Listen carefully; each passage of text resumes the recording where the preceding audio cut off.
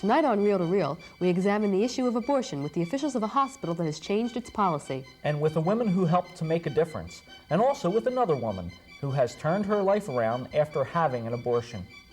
Hello, I'm Father Dave McAllen. And I'm Isabel Galvry-LaGrosse. Welcome to Reel to Reel.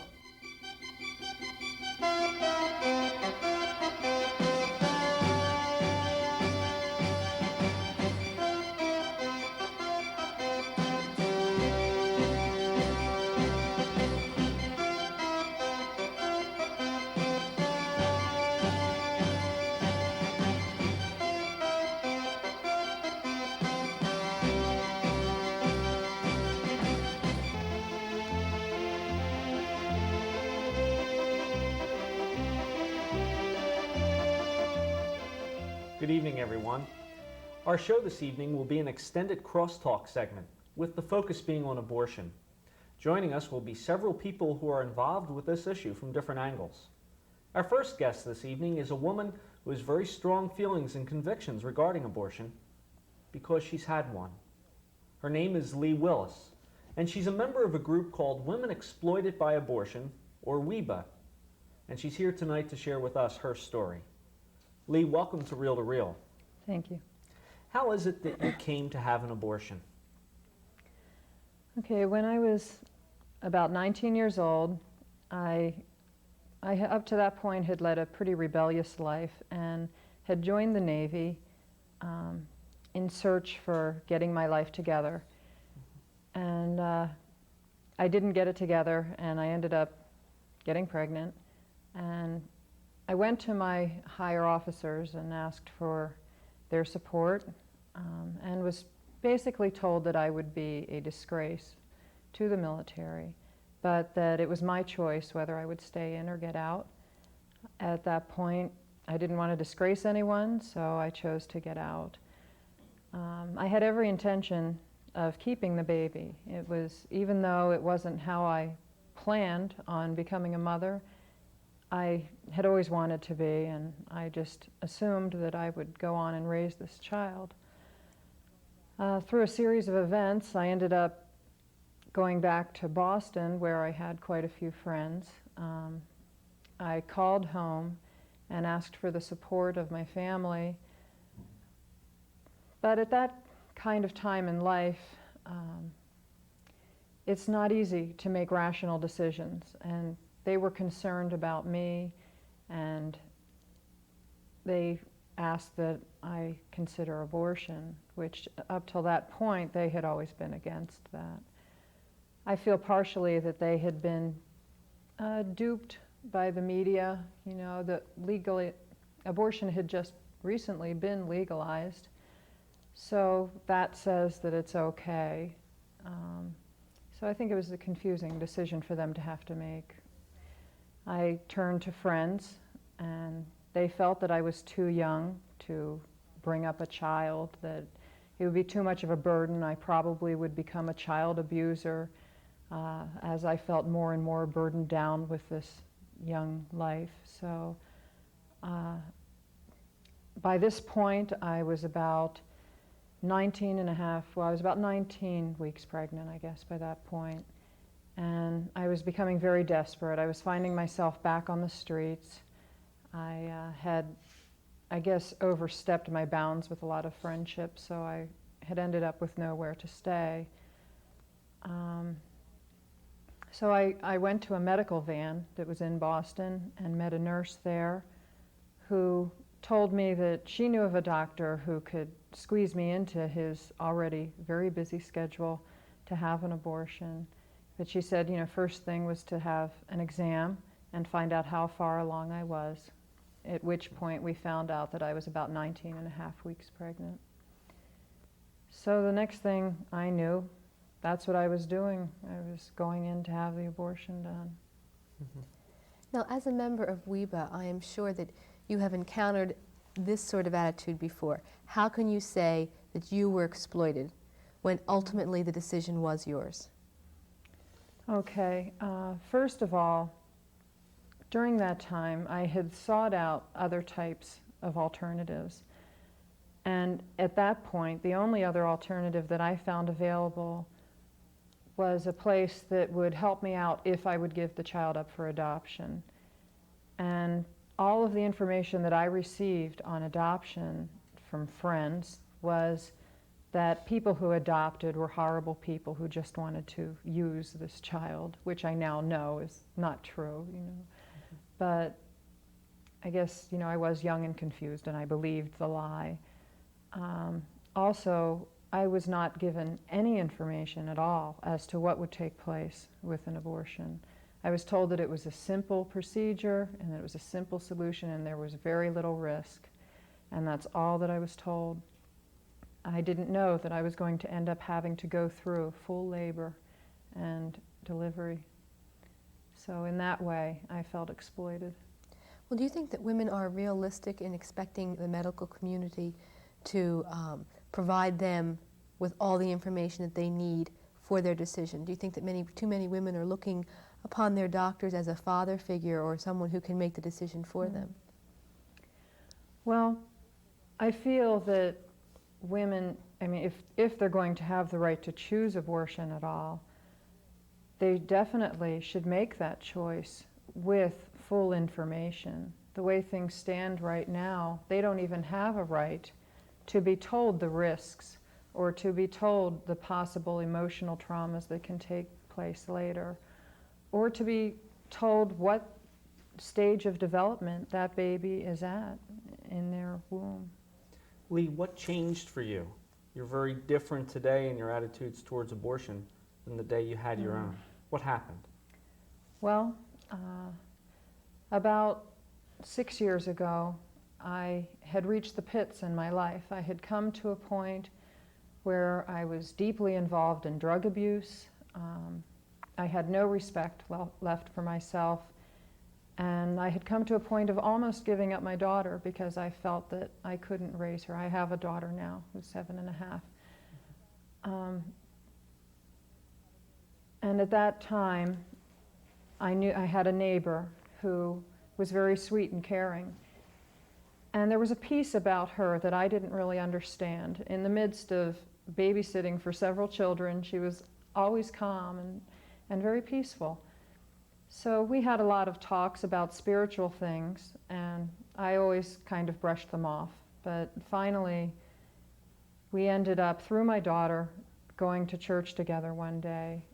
She had been taking her to Sunday school, and I ended up going along one day and heard for the first time that it was possible for me to have forgiveness, that there was a God there who loved me in a perfect way. He loved me in the way that I had been seeking for people to love me. And that just, it melted my very hardened heart at that point, and my life changed from then on. What is it that you would want to say to the young people that you address as part of your WEBA work? Well, I would like to say obey their parents, you know, to live a moral life, but these days the pressures that young people are receiving say that that's ridiculous. It says that there's something wrong with them if they haven't slept with someone by the time they're 15. And even the people who should be supporting them and helping them through that very difficult time in their life are confused by all of the information that they've been receiving and really don't know what is right and wrong anymore. And I would just say to seek the truth, and that would, you know, lead them and will give them strength. Lee, thank you for your courage and concern in sharing your story with us. When we return, we'll meet with the administrators of a local hospital who recently reversed the abortion policy. Stay with us. For more information about women exploited by abortion, write to P.O. Box 302, Southeastern Pennsylvania, 19399.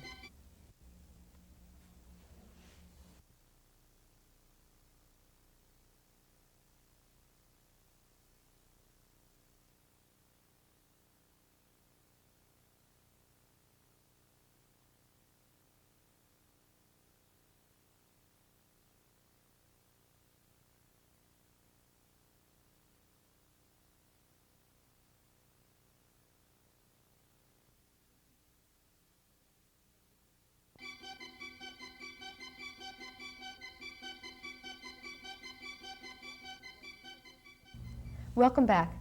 Regardless of where legal abortions are performed in this country, whether in a hospital or clinic situation, healthcare professionals must be involved. On April 24th of this year, the healthcare professionals at Delaware County Memorial Hospital made the decision to no longer involve their hospital in this procedure.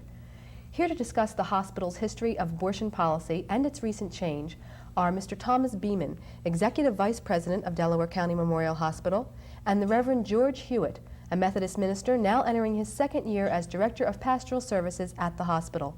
Welcome, gentlemen. Thank you. Mr. Beeman, I'd like to direct my first question to you. What type of hospital is Delaware County Memorial? Delaware County is a 300-bed private not-for-profit hospital existing in Drexel Hill community. Pastor Hewitt, you were a member of the board of directors for the hospital. Yes, that's right. Who's responsible for setting the policy, and how is it set? The policy is established by the board of directors on recommendation from the medical executive committee of the hospital. That's how it happens. And does the community have a chance to participate in policy setting? The community participates in the fact that most of the members of the board of directors are community people who represent the community and who are part of the community in that way. Mr. Beeman, how are the members of the board of directors chosen? Okay, nominations for board membership come from the board itself. Generally what happens is that the board tries to select members of the community they feel would be appropriate to give the right kind of direction to the hospital. They may be bankers, they may be attorneys, they may be community members, and a nomination is given by one of the board members to the nominating committee, and then at the next opening of the board, nominations are elected upon, and then a board member would be selected. So they do come from the community, but through the board. Mm-hmm. Again to Mr. Beeman, how did the Roe Wade Supreme Court decision affect the hospital? Well, the Supreme Court decision in 1973 legalized abortions in this country, and essentially the hospital adopted a policy at that time that allowed first trimester abortions to be performed, and that in fact had been the hospital's policy from 1973 until just recently. And how many abortions were being performed yearly? I can only estimate, but I believe it was somewhere between 40 and 60 annually over that 12-year period. And how would that compare in ratio to the other procedures that occur at the hospital in a year's time? I would say that's a very minimal amount. Our hospital performs about 8,000 to 9,000 surgical procedures annually, so that would be a very, very small number compared to the rest of the procedures performed. Legally, the Roe Wade decision has not been overturned, but the hospital has changed its policy. Why? The hospital became aware of the situation and the community's feelings probably somewhere around January of this year. We had some picketing outside the hospital that brought the matter to our attention, but essentially what happened thereafter is what made the board take a very serious look at it. A number of community members, members of the medical staff included, began writing letters to the hospital, and we were receiving phone calls about the fact that abortions were performed at the hospital, and the community wasn't very happy about that. So the board decided to investigate the matter, and after a serious investigation, decided to change the policy as it was currently then stated.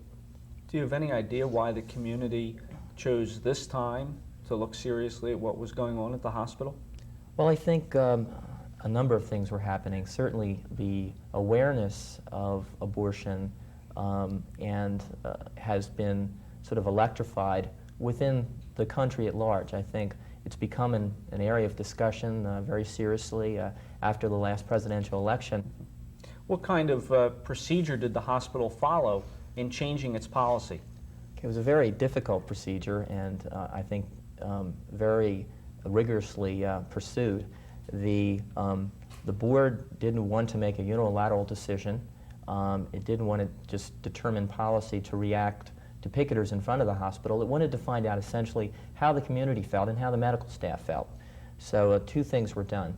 A survey was commissioned of the community to determine whether or not the community felt abortions should be performed at the hospital. Two, whether or not the community thought that a hospital that performed abortions, at least in our community, thought it was a positive thing for the hospital to do. The second thing that was done is a committee of the medical staff was designated by the president of the medical staff to really investigate the community's feelings, to investigate the letters that had come in, and to discuss the issue.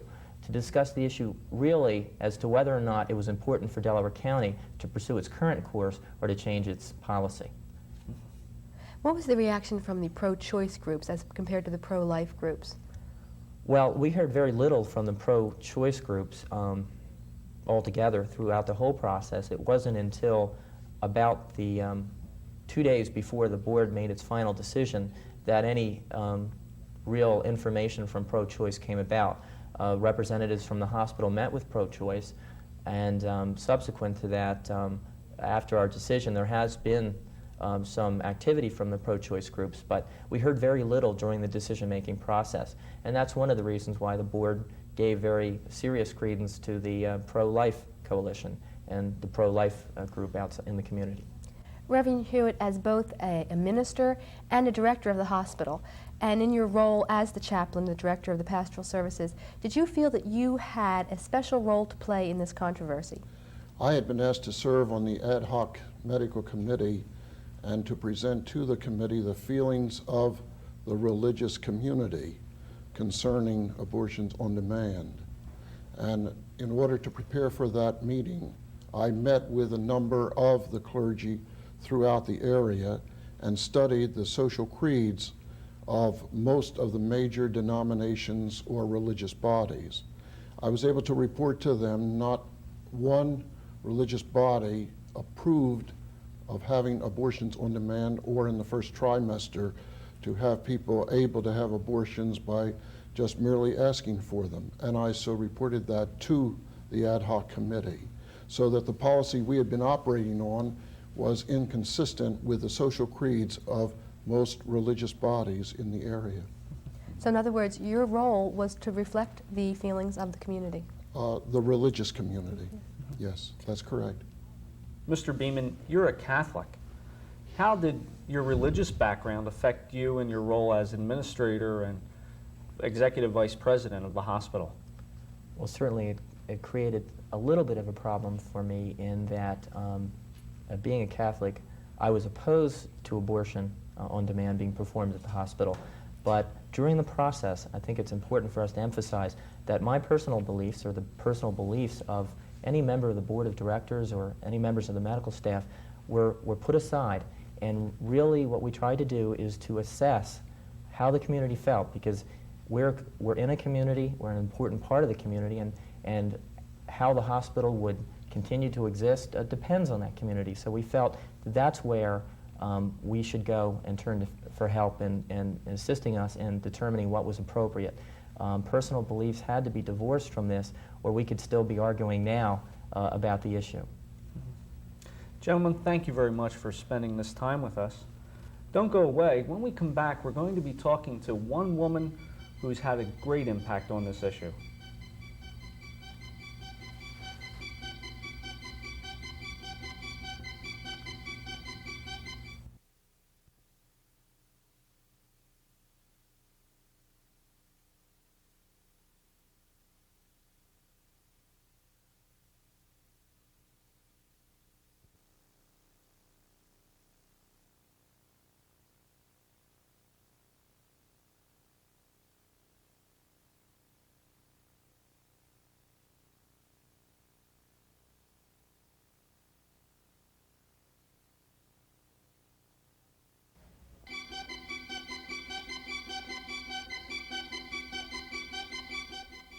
Welcome back.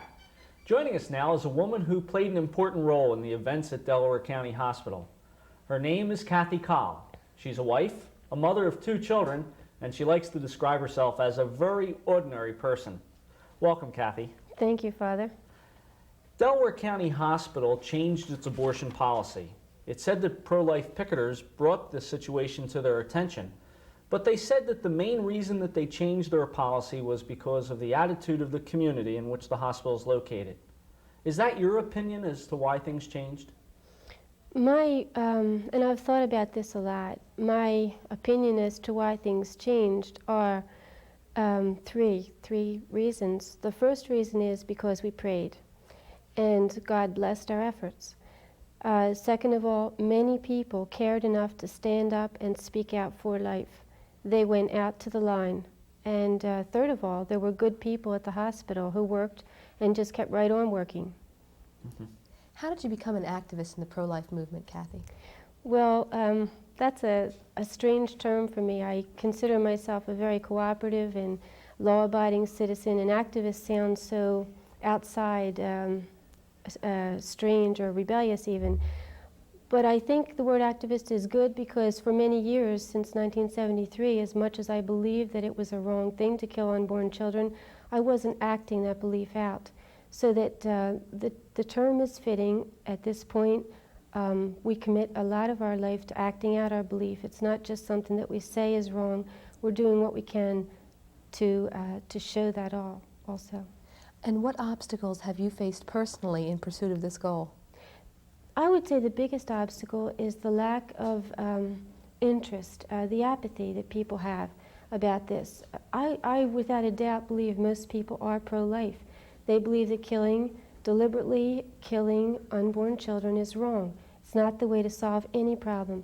However, doing something about it is something they don't see as something they should be trying to accomplish. The pro-life movement is frequently stereotyped as a Catholic thing, and in point of fact, you're Catholic. Is it your experience that it's a Catholic thing? No, the pro-life movement is not Catholic. However, the pro-life movement is very strongly a movement committed to belief in God and doing His will. The people, almost without exception, that I have worked with, mostly in Delaware County, we do have a lot of Catholic people, but the people that I work with are very, very religious-oriented. They're very strong in their faith, and they do not hesitate to speak out against something that's wrong, and I truly believe it's because of their deep conviction that is based on faith in God. So you find a lot of different churches represented in this work? Yes. Recently we've seen in our organization some influx of different types of churches, the churches on the main line and churches throughout Delaware County that maybe had their own groups and working, now are coming, we're all coming together. So it's not at all a Catholic thing, but it is the work of God. It is definitely the work of God. What has been especially important in promoting a pro-life attitude? I would say that we are all very much ordinary people, and this is not a movement for people who want to be big deals. What we need to do is, first of all, live our life the way we should be living it. If we are a wife and mother, which I am, I should be that first and best, and then whatever I can do for the pro-life movement comes after that, so that anyone, what they need to do is live their life the best they can and then share that in whatever way they can with those who need it. Earlier this evening, Lee Willis told us that when she faced the decision of having an abortion, she didn't feel that there were any other options available to her. What options are available for a girl today?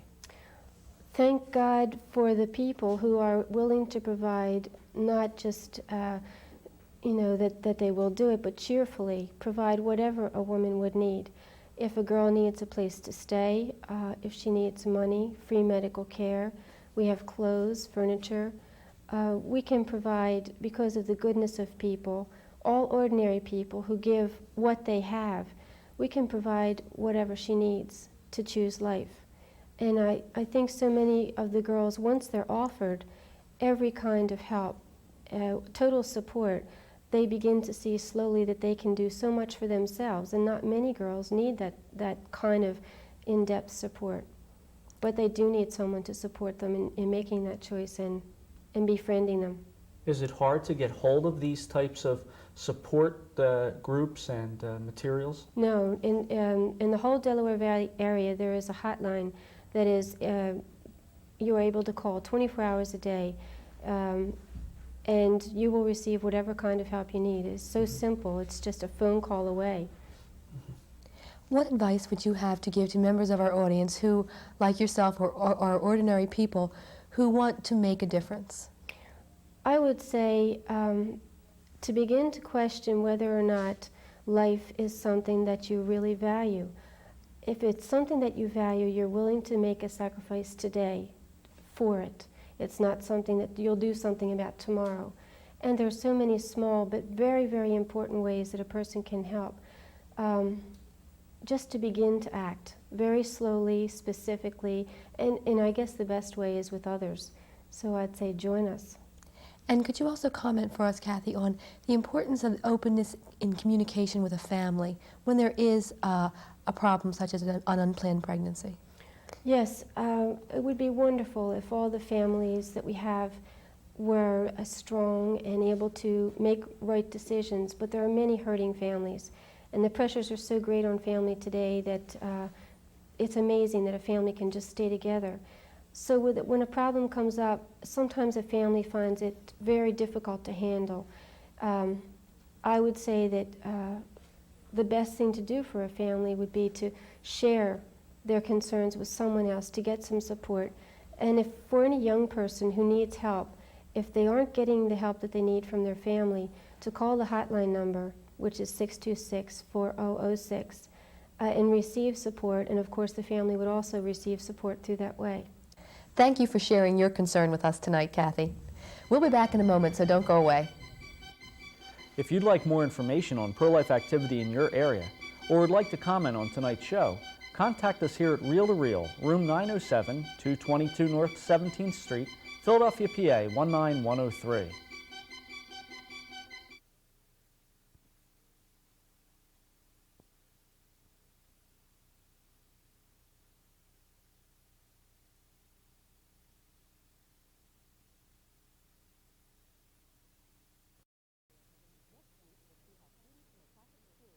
Next week, we'll see how students from a Catholic school are preventing drunk driving among their classmates. And we'll visit farmers who are faced with loss of their land and livelihood. Father George Stallings will talk about the things that make us all unique. We'll travel back for a look at religious artifacts from the 19th century. And Father John Scarcia will drop by with the lighter side. We hope you'll join us again next week. Good night. Good night, and remember, Jesus is Lord.